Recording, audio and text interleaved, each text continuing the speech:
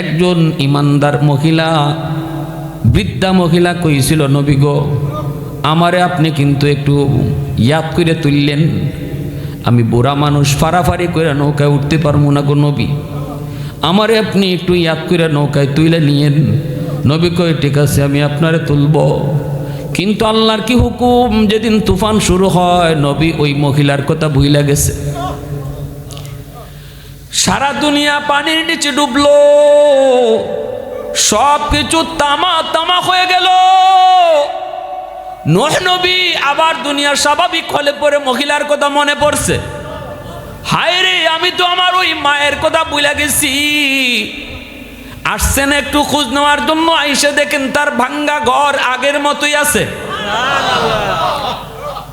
আল্লাহর পয়গম্বর নূহ নবী কয়, আল্লাহ ও মালিক, এত উঁচু উঁচু বিল্ডিং সব তামা হয়ে গেল, আর এই ভাঙ্গা ঘর আগের মতোই আছে, বুঝি নাই। এইবার নবী ডাক দেই, দেখি মা ভিতরে আসেনি। নবী বাহির থেকে ডাক দেয়া কয়, মা। মহিলা ভিতর থেকে কয়, নবী গো, তুফান কি শুরু হয়ে গেছে নাকি? আল্লাহর পয়গম্বর নূহ নবী সিজদায় পড়ে আল্লাহর কাছে কান্দে আর কয়, মালিক তোমার কুদরত বুঝি নাই গো মালিক, তোমার কুদরত বুঝি নাই, কেমনে কি হলো একটু কও না।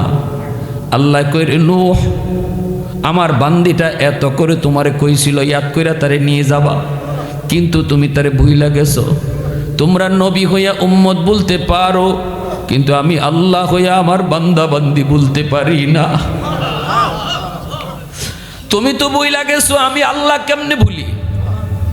তুমি তো ভুইলা গেছো, আমি কেমনে বলি? কারণ আমি তো তার খালিক, আমি তো তারে আদর করে বানাইছি, আমি তো আমার নিজের হাত লাগায়া বানাইছি। আমার ইমানদার ওই বান্দিটারে কেমনে তুমি ভুলে গেছো? এত করে কইল, কেমনে তুমি ভুইলা গেছো? আমি আল্লাহ তারে ভুলি নাই। মূসা আলাইহিস সালাম কারুনকে যখন ধরছে, কারুন যখন মূসা নবীর বিরুদ্ধে ষড়যন্ত্র করল, মূসা নবী তিনি তো উম্মত নিয়ে এরকম বইছেন, এখনই ওয়াজ শুরু করবেন। কারুনে মূসা নবীর বেইজ্জত করার জন্য একজন মহিলা টাকা দিয়া আনছে মজলিস। মহিলারে কইছে, তুমি উঠটা কইবা মূসা আমার সাথে জিনা করছে। মূসা নবী ওয়াজ শুরু করবেন, এমনি কারণে উঠটা কয়, ভাই একটু পরে। মূসা নবীর আবার স্বাস্থ্য ভাই লাগে, আবার বোন জামাইও লাগে। কারণ কিন্তু প্রথমে খারাপ ছিল না, কারণ কিন্তু তাওরাত কিতাবের হাফেজ ছিল। এই কারণ পথভ্রষ্ট হয়েছে কেমনে? মূসা নবীর তাওরাত কিতাব আল্লাহ দিছে 1000 খণ্ড তাওরাত। আল্লাহ পাক কয়, মূসা তুমি বাইন্ডিং করো। মূসা নবী কয়, কি দিয়া বাইন্ডিং করবো? কয়, স্বর্ণ দিয়া। আল্লাহ এত স্বর্ণ পাইমু কোথায়? আল্লাহ পাক কয়, নেও আমি একটা জান্নাতি পাথর দিলাম, এই পাথরটার বাংলা নাম হলো পরশ পাথর। পরশ পাথর নাম পাইছি, তোমরা শুনছেন না? কিন্তু পাথরটা কেমন কেউ কোনো দিন দেখি নাই, নাম শুনছি পরশ পাথর। এটা কিন্তু একটা জান্নাতি পাথর, আল্লাহ মূসা নবীর জান্নাত থেকে দিছিলেন। এই পরশ পাথরটা যেই জায়গার মধ্যে লাগানো হইতো, সাথে সাথে মাটির টুকরা স্বর্ণ হয়ে যেত। বিশাল বড় পাহাড়ের মধ্যেও যদি পাথরটা লাগানো হয়, পুরা পাহাড়টা স্বর্ণ হয়ে যেত। আল্লাহ পাক কয়, মূসা স্বর্ণের অভাবে তুমি ডরাও, নেও আমি আল্লাহ একটা পাথর দিলাম, জান্নাতি পাথর। এই পাথর তুমি যেই মাটির চাকায় লাগাইবা, যেই পাহাড়ে লাগাইবা, আমি আল্লাহ স্বর্ণ বানায় দিমু। এই পাথরটার এত দাম। পাথরটা আরবিতে হলো কিমিয়া। এই পাথরটা তুমি যদি লাগাও স্বর্ণ হয়ে যাবে। মূসা নবী এইবার কয়, আল্লাহ স্বর্ণের ব্যবস্থা তো হইল, এখন স্বর্ণকার কোথায় পাই? কারুন ছিল একজন স্বর্ণকার, কারুন ছিল একজন স্বর্ণকার। এই কারুনের কাছে মূসা নবী আইসা বলতেছে, রে কারুন, তুই তো একটা কাম করা লাগবে। কয়, কি? তাওরাত কিতাবের বাইন্ডিং করতে হবে স্বর্ণ দিয়া। কারুন কয়, ভাই এত স্বর্ণ পাইবেন কই? মূসা নবী কয়, ব্যবস্থা হইছে, আল্লাহ জান্নাত থেকে একটা পাথর দিছে, এই পাথরটা যেই মাটিতে লাগাইমো মাটি স্বর্ণ হয়ে যাবে, তুমি স্বর্ণের অভাব পাইবা না।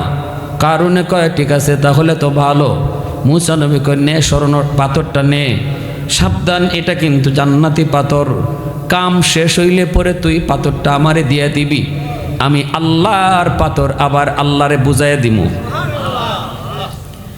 কারুনে কয় ঠিক আছে। এই যে পাথর নিচে নিয়ে ওই হের ভিতরে ষড়যন্ত্র ঢুকে গেছে, কয় এই পাথর আর দিমু না। তাওরাত কিতাবের বাইন্ডিং শেষ হয়ে গেছে, মুসা নবীকে পাথরটা দে, কয় ভাই কেমনে যে কই আপনি রে, শরমও লাগে, পাথর তো হারাই গেছে। লুবে পড়ছে ঠিক না। মুসা নবী কয় দেখ আমি কি জাত রাগী মানুষ, এটা তুই জানোস না? কয় জানি তো ভাই, কিন্তু হারাই গেছে, এখন কর্ম কি? আপনি আমার মারেন আর কাটেন, কি করবেন? আমার মাইরালান, পাথর তো হারাই গেছে। আল্লাহ পাক রব্বুল আলামিনকে মুসা নবীকে আল্লাহ এই হারামি তো লুপ করে ফেলছে। আল্লাহ কয় আমিও জানি এ যে লুপ করব, আমিও জানি। এ দিত না তোমারে পাথর রেখেই লিব, রাখুক, এরপরে কদ্দুর কি করে একটু তুমিও দেখো, আমি আল্লাহও দেখি। এইবার কারণে পাথর দিয়া স্বর্ণের ব্যবসা বানানো শুরু করলো, সারা দুনিয়া জুড়ে স্বর্ণের ব্যবসা শুরু করছে কারণে। অল্প দিনে কারুন হয়ে গেল পৃথিবীর সবচেয়ে বড় ধনী। ওই বোনানি হে বড় বড় পাহাড় পর্যন্ত স্বর্ণ বানাই ফেলতেছে। মুসা নবী কয় কারুন অল্প দিনে এত টাকা কেমনে বানাইছ? মিছা কথা কইস না, পাথরটা এখনো সুযোগ আছে দিয়া দে। কয় না পাথর নাই। কি কয় পাথর? এইবার আল্লাহ মুসা নবীকে আল্লাহ কিছু কর্মনি। আল্লাহ কয় না কিছু করা দরকার নাই, দেখি কি করে, দেখি। এইবার আল্লাহ পাক মুসা কারণে দেখো জাকাত দিত। সম্পদ তো অনেক বানাইছে, আচ্ছা বানাইছে যেভাবে খুশি বানাইছে, এটা কেমনে যে বানাইছে এটা তুমিও জানো, আমিও জানি, কারণেও জানে। এখন যায় কও জাকাত দিত। মুসা নবী যখন জাকাত চাইছেন তখনই কারণে অস্বীকার করছে। কয় কে জাকাত? আবার কয় সম্পদের জাকাত দিবি? কোনো জাকাত আমি দিতে পারবো না, আমি আমার সম্পদ কষ্ট করে বাড়াইছি, আল্লাহরে আবার ট্যাক্স দিব কেন? নাউজুবিল্লাহ জোরে কোন। ভালো আছিল কিন্তু হাফেজ আছিল। তাওরাত কিতাবের যে তিনজন হাফেজ এর ভিতরে কারুন একজন, মুসা নবী একজন, আর মুসা নবীর ভাই হারুন, এই তিনজন। কারুন কিন্তু হাফেজ ছিল তাওরাত কিতাবের। ওই লোভ ফইরা পথভ্রষ্ট হইছে। লোভ মানুষকে কি করে দেয়? ধ্বংস করে দেয়। অতিরিক্ত লোভ মানুষকে ধ্বংস। কারুন প্রমাণ। এইবার মুসা নবী কয় জাকাত দিবি না? কয় না। কিতাবের ভিতরে আইছে কারুন এত কৃপণা ছিল, এত কিপটা আছিল, ওর দুই হাতের মধ্যে যদি ফানি নিছে, ফানিও আঙ্গুলের ফাঁক দিয়ে পড়তো না। বুঝেননি কেমন কিপটা? আঙ্গুলের ফাঁক দিয়া ফানি ফরবার দিত না। আল্লাহ পাক কয় মুসা কিতা কয়? কয় জাকাত দিত না। আল্লাহ পাক কয় ঠিক আছে তাহলে আরো কদ্দুর বারুক। আল্লাহ তো নগদে কাউরে ধরে না, সুযোগ দেয়, ঠিক না? এটা আল্লাহ পাকের অভ্যাস, আল্লাহর আদত। আল্লাহ নগদে কাউকে ধরে না, আল্লাহ সুযোগ দেয়, সবসময় সুযোগ দেয়। আমার আপনার কাছে মনে হয় 5 বছর গেছে, 10 বছর গেছে, 11 বছর গেছে, 20 বছর গেছে, কই আল্লাহ মনে নাই? আল্লাহকে তোমার কাছে 5 বছর 10 বছর, আমি আল্লাহর কাছে তো এটা একটা সেকেন্ডও না। আল্লাহর কাছে অতীত ভবিষ্যৎ বলতে কিছু নাই, সব বর্তমান। আর আমার আপনার কাছে অতীতও আছে, ভবিষ্যৎও আছে, আল্লাহর কাছে সব বর্তমান, ঠিক কিনা? একটা পিঁপড়া এখান থেকে হাঁটা শুরু করছে, ওই প্যান্ডেলের ওই মাথার যাইব, পিঁপড়া হিসাব করবো হের কয়দিন লাগবো, এখান থেকে হেগানো যাইতেছে। কিন্তু আমি আপনি দেখতেছি যে পিঁপড়াটা একদিনেই পর্যন্ত গেছে, আর আমার লাগে 1 কাইক 2 কাইক, ঠিক না? তো একজন মানুষ হিসাবে পিঁপড়াটা আমার কাছে যদ্দূর, আমরা মানুষ আল্লাহর কাছে এর চেয়ে আরো বেশি নগণ্য, ঠিক কিনা? দুনিয়ার শুরু থেকে নিয়ে শেষ পর্যন্ত যে সময়টা, ওই পুরা সময়টা আল্লাহর চোখের সামনে। এজন্য আল্লাহ পাক বান্দা ধৈর্য হারা হইস না। 350 বৎসর ফেরাউনরে আল্লাহ পাক এইরকম নাফরমানি করার সুযোগ দিছে। 350 বৎসর ফেরাউনরে সুযোগ দিছে আল্লাহ, মানুষ মাইরে একদম তসনস, জুলুমের পর জুলুম। এরপর আল্লাহ ধরে না, খালি সুযোগই দেয়, সুযোগই দেয়, সুযোগই দেয়। 2 একটা ভালো কাজ করে, এটাতে আল্লাহ খুশি হয়ে যায়। থাকতো ধরি না, দেখি আর একটু সুযোগ দেই। রাতের অন্ধকারে যাই তো জঙ্গলে যাই, কইতো আল্লাহ আমি যে কেমন ক্ষুধা এটা তুমিও জানো আমিও জানি। আল্লাহরে কেমন বুঝ দেয় দেখো, পাহাড়ও উঠতে জঙ্গল গিয়া কয় আল্লাহ আমি যে কেমন ক্ষুধা এটা তুমিও জানো আমিও জানি। জানে না খালি আমার ভাবলিকে, এরারে বোকা বানায় রাখছি। আল্লাহ আমার খুব ভালো লাগে, খুব খুশি হই যখন মানুষ আমার ক্ষুধা কইয়া ডাকে। আল্লাহ আমার এই সুযোগটা তুমি দুনিয়াতে দিয়া দাও, পরকালে এজন্য আমার জাহান্নামের আগুনে জ্বালাইও। নাউজুবিল্লাহ জুরে কর। তেহে জাহান্নামের আগুন নিজে ছাইয়া নিয়ে নিছে, আর দুনিয়াতে একটু নিজে ক্ষুধা হওয়ার খাইশ মিটাইতে চাইছে। আল্লাহ কয় যা তোর এই খাইশ মিটানোর সুযোগ দিলাম। আল্লাহ কারুনও সুযোগ দিছে। কারুন যখন দেখলো মূসা তো তার পিছারে না, যাকাত তো দেওয়া লাগবেই, তখনই কারুন ভিতরে ভিতরে ষড়যন্ত্র আটলো। মূসারে তো মানুষের সামনে বেইজ্জত করতে হবে, উম্মতের সামনে তারে বেইজ্জত করা লাগবে। মহিলারে টাকা দিয়া সাজায়া আনছে, কয় মূসা যখন ওয়াজ করার জন্য বসবো তখনই তুমি কইবাই যে মূসা আমার সাথে জিনা করছে। নাউজুবিল্লাহ। মূসা নবী যেই মাত্র ওয়াজ করার জন্য শুরু করবেন, এমনি কারণ বড়া মজলিসে উম্মতের সামনে মূসা নবীরে কয় ভাই একটা কথা, আগে ওয়াজ পরে করেন, আগে আমার প্রশ্নের জবাব দেন। মূসা নবী কয় কি প্রশ্ন? তোর আবার কে প্রশ্ন? তুই কি করবি? আমার প্রশ্ন হইল কেউ যদি জিনা করে শাস্তি কি হইতো? মূসা নবীকে শাস্তি হইলে এর রজম, এর হত্যা করে ফেলা। কারণ এটাকে খালি আমাগর লাগি না আপনার লাগিও? মূসা নবীকে হারামি কি কস তুই? কয় ওই মহিলা কি কয় শুনেন। এমনি মহিলা উঠতে গেছি গা, মহিলা উঠতে যেই মাত্র খালি কইব যে মূসা আমার সাথে জিনা করছে, আল্লাহ কি এমনি বইয়ে থাকবো? সব কিছু আল্লাহ ছাড় দেয় কিন্তু সব ছাড়ে না। আল্লাহ ছাড় দেয় কিন্তু সব ছাড়ে না। নবীরে বেইজ্জত করে ফেলবে মানুষের সামনে, আর আল্লাহ চুপ বইয়ে থাকবো? আল্লাহর সাথে সাথে মহিলার কথারে আল্লাহ নিজে ঘুরাইয়া দিছে। মহিলা কয় ও মানুষের শুনো, কারণ আমারে টাকা খাওয়াই আনছে মূসা নবীর বিরুদ্ধে জিনার অপবাদ দেওয়ার জন্য। কি বুঝলেন? কথা কওয়ার শক্তি দেখে আর রহমান আল্লামাল কুরআন খলাকাল ইনসান আল্লামাহুল বায়ান।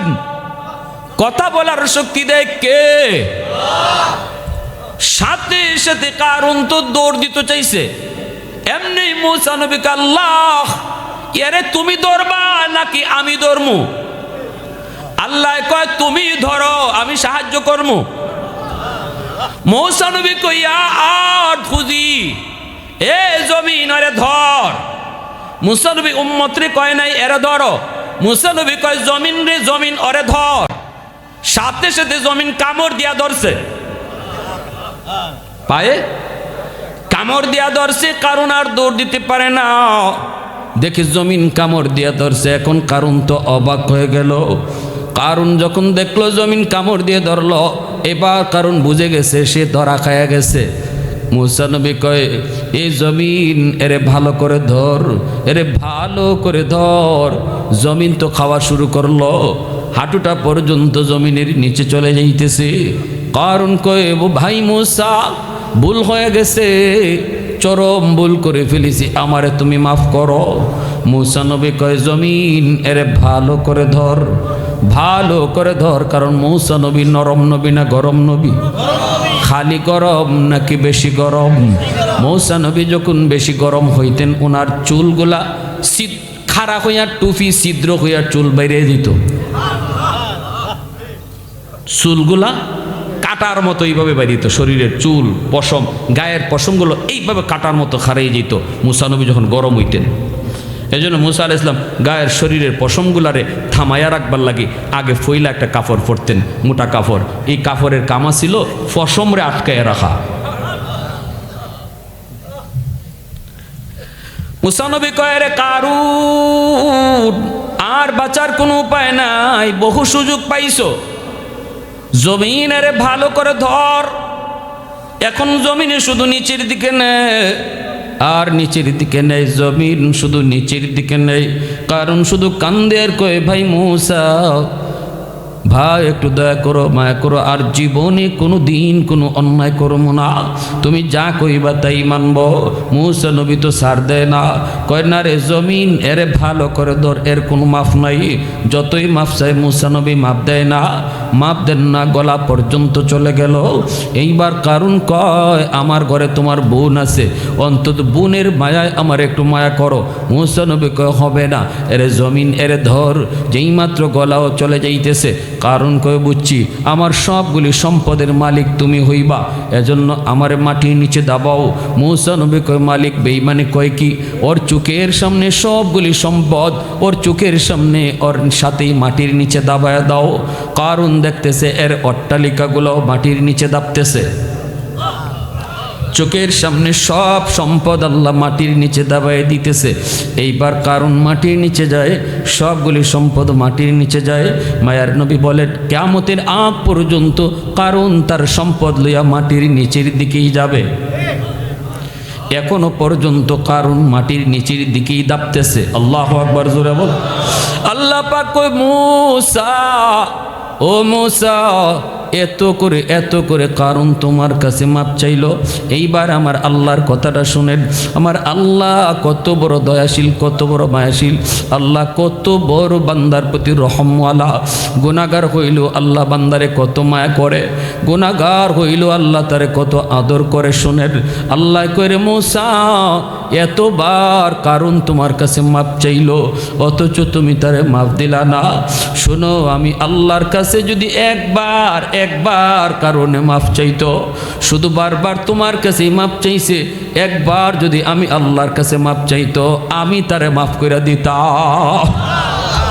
আল্লাহু আকবার। তু রাহিমি তু করিমি তু সামিঈ তু বাসিরি তু মুইজ্জি তু মুদিল্লি তু মালিকিল আরশি বাজাই আহাদুন লাইসা কামিসলিক সামাদুন লাইসা কাফাদলিক লিমানিল মুলকু তুগু ইতু সাজাওয়ার খুদাই। আওয়াজ দিয়া কোন আল্লাহু আকবার। ये जिक्र खुदा दिल में सदा रखने दिया कर और नक्श खुदा दिल में जमा रखने दिया कर। मुर्शिद की नजर गज़ बसर से न होती है, क्या खुश नजरी खुश नजरी खुश नजरी है। दिल तूर के दिल जोर दिया सबका खुदा से, क्या दिल शिकानी दिल शिकानी दिल शिकानी है।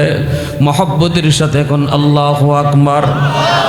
এজন্য আল্লাহ পাক রব্বুল আলামিন কয় বান্দা এখন চোখের পানি ফালায় তোর কান্না করে লাভ নাই, বান্দা এখন কান্না করে কোনো লাভ নাই। মসজিদের মিনার থেকে তোরে ডাকছি, ওয়াজ মাহফিল কইরাও তোরে যুবকরা ডাকছে, এলাকার মানুষেরাও তোরে ওয়াজ মাহফিলের আয়োজন করে ডাকছে। সেদিনও তুই ওয়াজ মাহফিলে আসো নাই, একটু কথাগুলি তুমি শুনো নাই। যদি ওই দিন মাহফিলে আইসা বসতি, হয়তো তোর কোনো কথায় দিল আমি আল্লাহ পরিবর্তন করে দিতাম, তোর দিলটা পরিবর্তন হয়ে যাইত। হাসরের ময়দানে কান্না করে লাভ নাই, লাভ নাই। দুনিয়ায় যদি এক ফোঁটা চোখের পানি ফালাইতি, ওই এক ফোঁটা পানির দাম এত এত এত, ওই চোখের পানির উসিলায় আমি আল্লাহ তোর জীবনের সব গুনাহ মাফ করে দিতাম। এ যুবক একটু শোনো, ডান দিকে তাকাইলে দেখবা তোমার খেলার বন্ধু কবরে শুয়ে রইছে, বাম দিকে তাকাইলে দেখবা তোমার লেখাপড়ার বন্ধু কবরে শুয়ে রইছে। তুমি যদি কবরস্থানের দিকে তাকাও দেখবা তোমার বয়সের যুবক কবরে শুয়ে রইছে। সন্ধ্যাবেলা একসাথে চা খাইছ, গভীর রাতে তোমার কানে তার মৃত্যুর আওয়াজ আসছে। কেউ জানে না কখনকার কোথায় মরণ। বাবার আগে ছেলে মারা যায় নাকি দাদার আগে নাতি মারা যায়, কেউ জানে না, কেউ জানে না।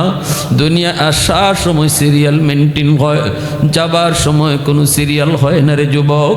কখন কোথায় কার মৌত আসে কেউ জানে না। কত যুবক ঘর থেকে বের হয় আর ঘরে ফিরে আসে না। কত বাবা সন্তানের কাছ থেকে হাসি মুখে বিদায় নেয় আর সন্তানের কাছে ফিরে আসে না। ঘুমটাই তার জীবনের শেষ ঘুম হয়ে যায়।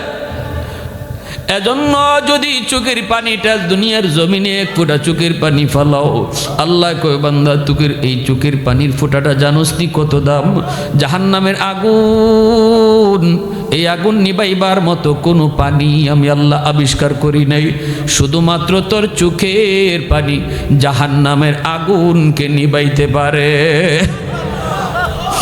এই চোখের পানিটা এত দাম, এত দাম, এত পাওয়ার।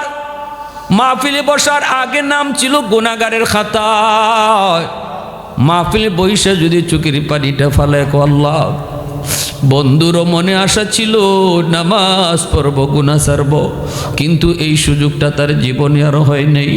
আল্লাহ আমি এই ভুল করতে চাই না, আল্লাহ আমি তওবা করলাম, আর জীবনে গুনার কাজে যাইমু না, আর জীবনে তোমারে নাখুশ করবো না, আল্লাহ তুমি আমারে মাফ করো। আল্লাহ কয় বান্দা এক ফোঁটা চোখের পানি যদি কোনায় জমাইতে পারো, ওই চোখের পানির উসিলায় আমি আল্লাহ নাম ছিল তোমার গুনাহগারের খাতা উঠায় দিমু অলির খাতায়। আত্তাইবু মিনাজ যামবি কামান লা যামবা লা, আত্তাইবু মিনাজ যামবি কামান লা যামবা লা। এজন্যই তো আল্লাহ রসুল কয় তওবাকারীর তওবা আল্লাহর দরবারে এমনভাবে কবুল হয় যেন তার আমল নামায় আল্লাহ কোনো গুনাহই রাখে না। তওবাকারী তওবার কারণে মাসুম হয়ে যায়, তওবাকারী তওবার দ্বারা নিষ্পাপ হয়ে যায়। শুধু নিষ্পাপ না, তওবার উসিলায় আল্লাহ তার জীবনের যত গুনাহ ছিল এই গুনাহগুলাকে আল্লাহ নেকি বানায় দেয়। ইল্লা মান তাবা ওয়া আমানা ওয়া আমিলা আমালান সালিহা।